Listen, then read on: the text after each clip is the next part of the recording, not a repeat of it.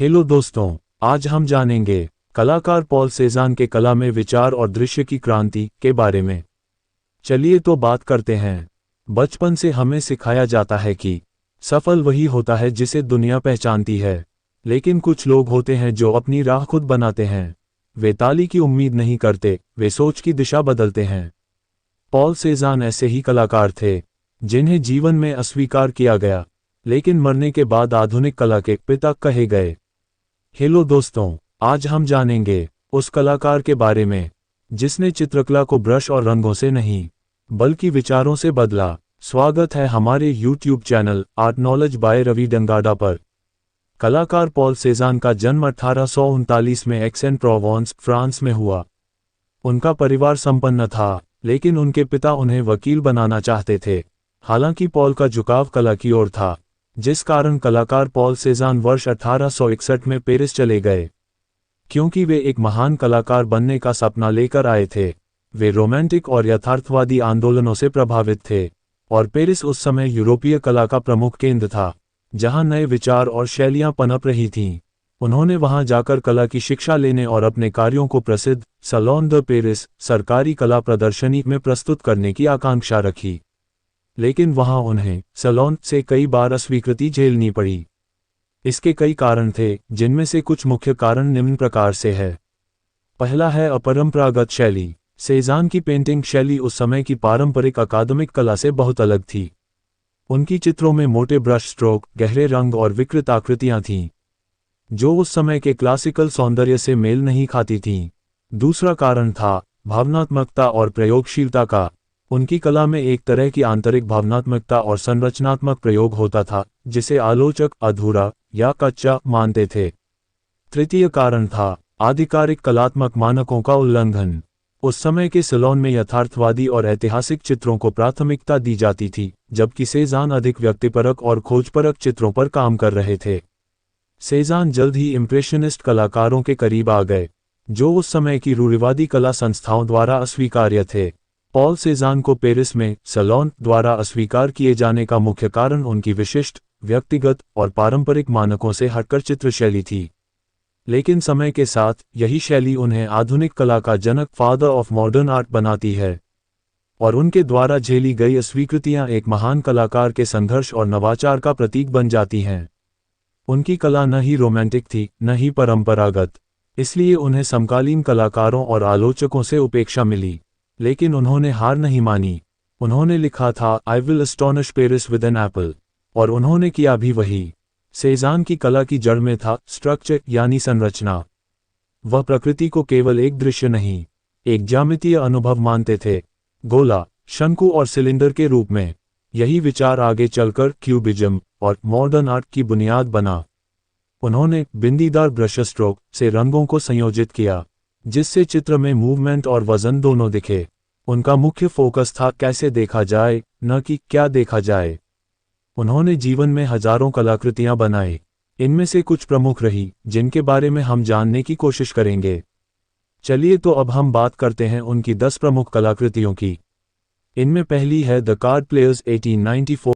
कलाकृति ग्रामीण जीवन पर आधारित हैं, जो फ्रेंच किसानों की सादगी और ठहराव को दर्शाता है। चेहरे भावहीन हैं, लेकिन दृश्य में एक अनकही गंभीरता है। इस चित्र की अनेक प्रतियां और संस्करण हैं, जिनमें प्रकाश और रंग का अद्भुत संयोजन है। ये पेंटिंग आधुनिक युग की सबसे महंगी चित्रों में गिनी जाती है। ये सेज़ान के यथार्थ के संयमित दृष्टिकोण को दर्शाता है।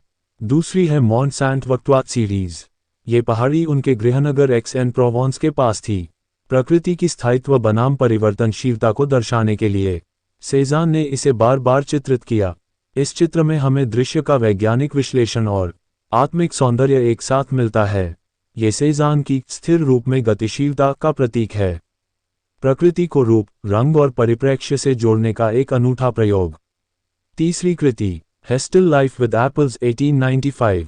ये चित्र सेज़ान की अद्वितीय रचना शक्ति का प्रमाण है। एप्पल्स के माध्यम से उन्होंने गहराई, कोण और गुरुत्वाकर्षण की धारणा को तोड़ा। इन चित्रों में वस्तुएं सजीव लगती हैं, मानो वे किसी कहानी का हिस्सा हों। उन्होंने कहा था, एप्पल से पूरा पेरिस हिला दूंगा। यह उनका आत्मविश्वास और कला के प्रति समर्पण दर्शाता है। चौथी कलाकृति है द बाथर्स। इसको लेस ग्रैंड्स बेनजर्स 1906 भी कहा जाता है। मानव शरीर और प्रकृति के बीच संबंध को दर्शाता ये चित्र एक संरचनात्मक प्रयोग था। सभी पात्र एक त्रिकोणीय संरचना में व्यवस्थित हैं, जिससे चित्र में स्थायित्व आता है। यह अमूर्तता और वास्तविकता के मध्य संतुलन साधता है। ये चित्र आधुनिक अमूर्तता की नींव रखता है। यही वो चित्र था जो बाद के कलाकारों के लिए एक खाका बन गया। पांचवी कलाकृति है सेल्फ पोर्ट्रेट्स। सेजान के आत्मचित्रों में आत्मसंघर्ष और विचारशीलता स्पष्ट दिखाई देती है। उनकी आंखों में गहराई है और रंगों में एक खामोशी। ये चित्र उनके मानसिक द्वंद्व और आत्मनिरीक्षण के प्रतीक हैं।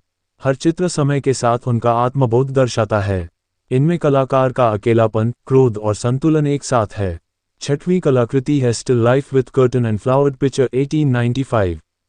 इस चित्र में सेजान ने वस्तुओं के संतुलन और रंगों की लय को अद्भुत तरीके से दर्शाया है।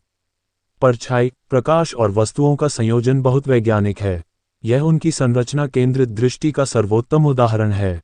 उन्होंने वस्तु को केवल वस्तु नहीं, एक अनुभव बनाया। हर वस्तु जैसे अपनी कहानी कहती है। सातवीं कृति है boy in a red waistcoat 1888 से 90। इस चित्र में एक किशोर बालक को शांत मुद्रा में दर्शाया गया है। चित्र में रंगों की जटिलता और बॉडी लैंग्वेज का गहरा विश्लेषण है। पृष्ठभूमि और पोशाक में सुंदर समरसता है। यह मानव स्वभाव की समझ का प्रमाण है। इस चित्र की बनावट में भी संरचनात्मक सोच दिखती है। आठवीं कलाकृति है पिरामिड ऑफ स्कल्स 1901। जीवन मरण की थीम पर आधारित ये चित्र गहराई और दर्शन का मिश्रण है। खोपड़ियों को चित्रित कर उन्होंने जीवन की क्षणभंगुरता पर प्रकाश डाला। ये चित्र डरावना नहीं, चिंतनशील है।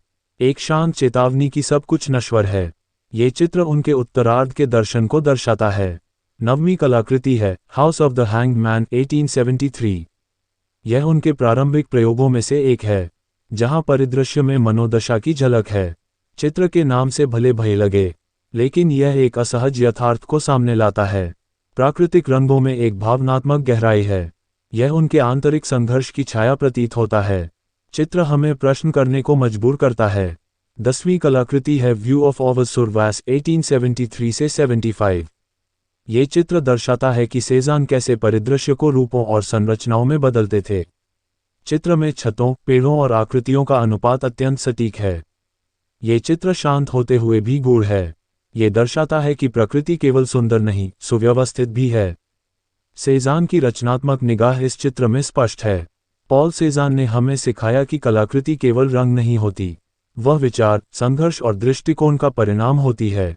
उनकी पेंटिंग्स हमें सिखाती हैं कि एक कलाकार का सबसे बड़ा हथियार उसका धैर्य और दृष्टि होती है। यदि उन्होंने हार मान ली होती, तो आज कला की दुनिया में मॉडर्निज्म जैसी कोई चीज ही नहीं होती। उनकी कला एक सेतु है परंपरा से आधुनिकता की ओर। अगर आपको पॉल सेजान की जीवन यात्रा और कलाकृतियों की यह गहराई पसंद आई हो, तो हमारे YouTube channel art knowledge by Ravi Dangarak को लाइक करें, शेयर करें और सब्सक्राइब जरूर करें। हर सप्ताह हम आपके लिए लाते हैं ऐसे ही महान कलाकारों की जीवन गाथाएं, उनके विचार और प्रेरणाएं। क्योंकि कला केवल देखने की चीज नहीं, समझने की साधना है। वीडियो को पूरा देखने के लिए धन्यवाद।